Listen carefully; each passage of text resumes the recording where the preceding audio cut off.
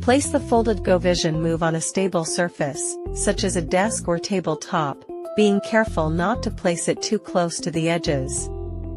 Remove the protective cover. Press the orange locks on both sides to release the top of the case. It will pop open slightly.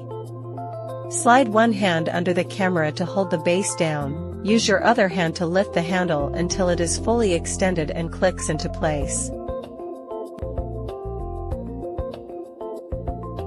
Use both hands to grasp the corners of the LCD screen and pull it forward.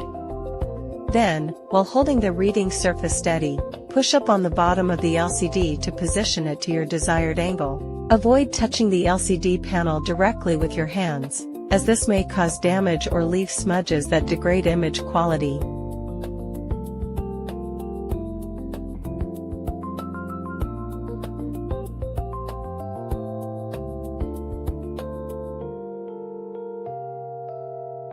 Grasp the bottom corners of the LCD screen with both hands and push in until the screen is completely flush with the top panel.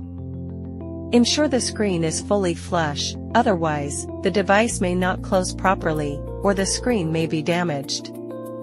Return the camera to its storage position.